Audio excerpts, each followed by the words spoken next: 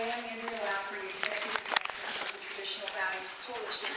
I'm here tonight to ask you to deny the renewal of the lease on the Islamic Saudi Academy. The Islamic Saudi Academy is a franchise of the Saudi government, which operates schools around the world. It works like McDonald's. The curriculum is uniform and predictable at each location, and standard classroom material kits are provided to each school by the Saudi government and Ministry of Education. The possibility that a Saudi school would not be extremist is about the same as finding a McDonald's which doesn't sell a Big Mac. The Saudi Ministry of Education texts have taught young people that peaceful coexistence with so-called infidels, as anyone who isn't a Muslim, is unattainable, and that violence to spread Islam is not only permissible, but an obligation. The Islamic Saudi Academy operates daily under the principles of Sharia law. The Islamic Saudi Academy curriculum encourages violence towards others and misguides the pupils into believing that in order to safeguard their own religion, they must violently repress and even physically eliminate the other. Remember that 15 of the 19 suicide attackers on 9/11 were Saudi nationals. And they cited their beliefs as ideals and motivators for their attacks.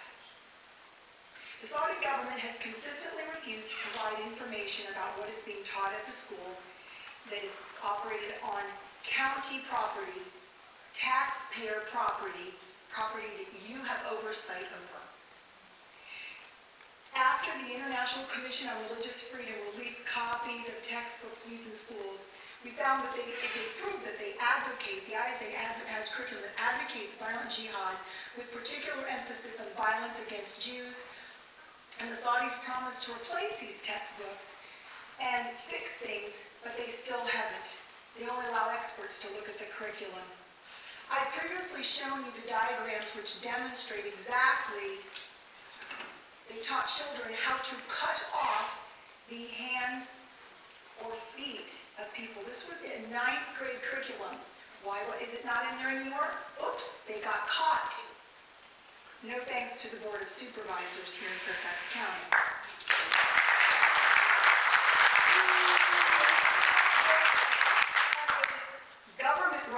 American government-run school, would you allow it? Would you allow this? I know that there are board members at previous hearings that have attacked the Catholic Church and attacked Christians. Well, I'll tell you, the citizens of this county would not allow this to be taught. It was at the first controversial ISA hearing over 2 years ago that we attended that then Chairman Connolly and now Congressman Connolly, as you've heard before, called a number of us slanderers. It was very, very heated. Do you remember that? Do you? No response. And it was then that the chairman brought down the director general or the principal and introduced him to the crowd and saying, oh, this guy has a great school. And as you heard what happened, this man was arrested for not reporting sexual child abuse and sending this little girl back to her father. You all sat there and did nothing.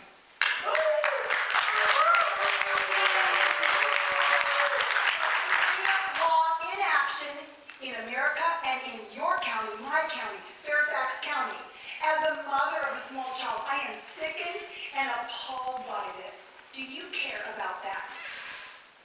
Shame on Congressman Connolly for his role in honoring this criminal. Shame on the Fairfax County Board of Supervisors for giving aid and cover to Sharia law. Yeah, that's right. For your aggressive stance against us at the previous hearing. Shame, shame, shame. Yes. Finally, I'd like to say that leasing property owned by the county is not a civil right. Conditions can and should be placed on any lease that the property may be used in a proper way, and that anti-American hatred, violence, and child abuse is not allowed. You all say you wouldn't care if you can't oversee what goes on in a building. Hogwash. As we heard tonight, you care about rats, broken windows. You can no longer hide behind that. You must make a decision that's based on what the citizens of this county want. We oppose Sharia law, we oppose it being taught, and we sure oppose it being taught in a building that we own, and it's owned by the taxpayers. Thank you.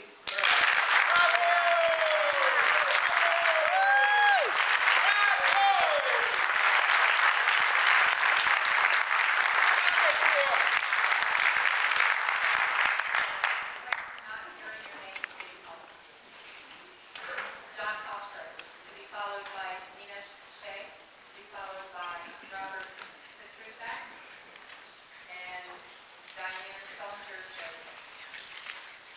Mr. Cosgrove. Thank you very much. My name is John Cosgrove. I am Springfield's native son. I am son to a Cohort Tower survivor, husband to a Trade Center survivor, co-worker to 2 murdered by jihadis at the Pentagon. I'm an Eagle Scout. I'm a member of this community in good standing. I have stood shoulder to shoulder with Supervisor Highland, shoveling out neighbors from the ruins of floods. I am here to stand up against the baseless bullying of charges against us for citing factual sources such as government documents and, heaven forbid, the Saudi government in their own words.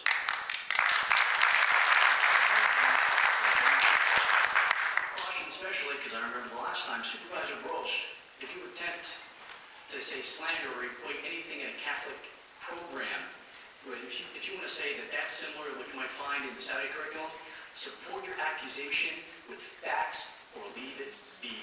Yeah. If you were going to, as you did the last time, if you were going to ruminate on the quote-unquote bigoted comments of your Catholic parents about other faiths, please juxtapose it or compare it with the bigoted comments that have come out of the Saudi government. I would suggest you start with Saudi TV, that the video saying it's permissible to marry daughters as old as 1. Ugh.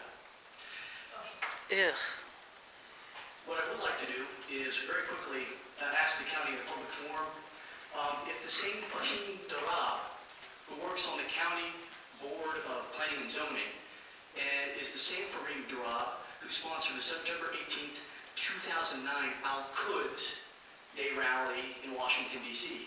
And whether or not that was the same Fahim Darab who sponsored that Hezbollah rally that was working on the county hearing, Planning and Zoning Commission, at the same time that if he had any work to do on the Islamic Saudi Academy. Maybe at the same time that Connolly was receiving money from Saudi mouthpieces. To Supervisor Highland, I extend my highest salutations for a feat that has heretofore been reserved for totalitarian governments, conducting an investigation that's unsearchable, by your own admission, unfoilable. One of the members of your crack team was arrested for pleading guilty to failure to report child abuse. The other remains anonymous. 2 weeks later, we're proven dead wrong. And so it seems to be, I could tell you all this, I could go on and explain about taking the Saudis in their own words about how they define Sharia, the works of Sayyid Qutb, the Fiqh Council of North America, even the teachings of Anwar al-Awlaki that you could find up until recently in Halal Code in Falls Church. But instead, since the theme of the day seems to be money, how about 12 pieces of silver, a dime for each of you, and a little bit more, and an extra nickel for Mr. Highland if you can repeat such a spectacular investigation. That's $1.25. I Vandy, I'm calling.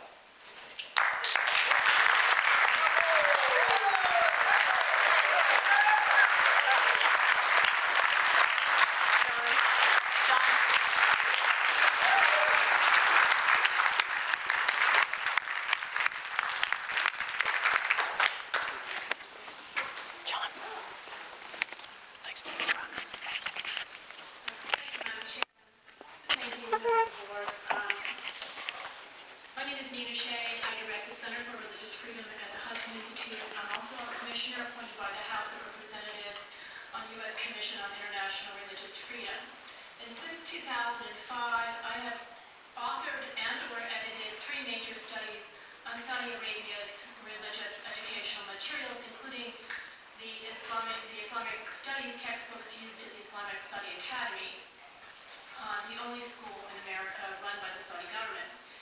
I have prepared these reports with the assistance of Muslim Americans, including Mr. Ali Al-Ahmed, president of the Washington-based Institute for Gulf Affairs. And these reports can be found in their entirety on the Hudson Institute's website, which is given in my testimony, my written testimony, which you have. And for the record, I support religious schools, including Islamic ones, but this school is different. I have come before you today to say that it would be irresponsible for any government authority to facilitate the Saudi government school, and that the Fairfax County government should not extend its lease to the Islamic Saudi Academy. My recommendation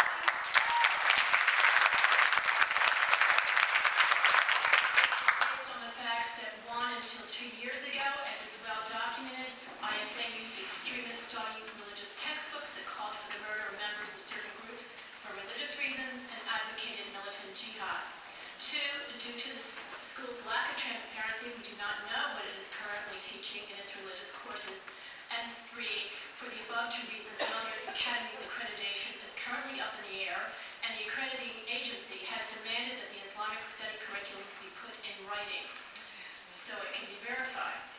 Until the 2008-09 academic year, ISA's religious textbooks use Saudi government textbooks that teach that it is permissible or even required to kill those who leave Islam, which includes the majority of Muslims who reject Saudi Wahhabi doctrine, polytheists, which includes Shiite Muslims, Jews, homosexuals, and others, and that militant jihad to spread the faith is a sacred duty. And by the way, the State Department, in its human rights reports, in its more diplomatic fashion, states simply that the textbooks in Saudi Arabia justify violence.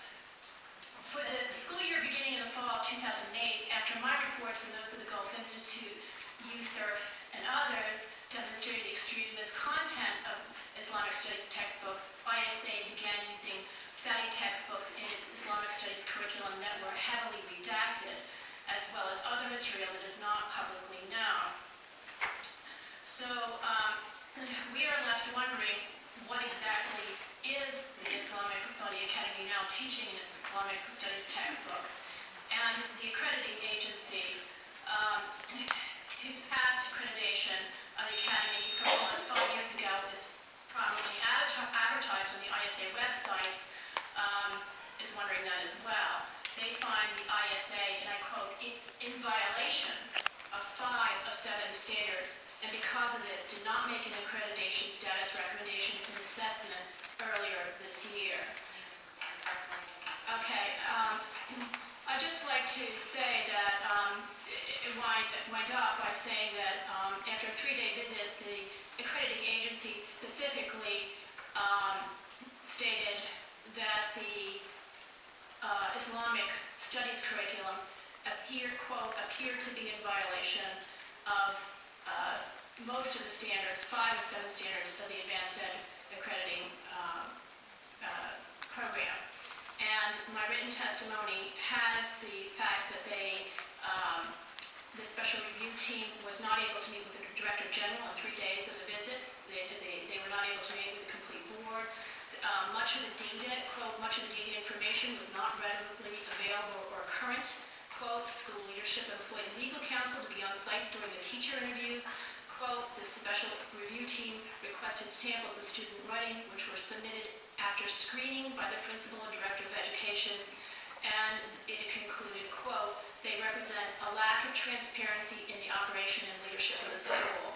This lack of transparency, and I'm quoting from their report, does, again, my last sentence, does little to quell external stakeholder criticism or suspicion of the school's curriculum.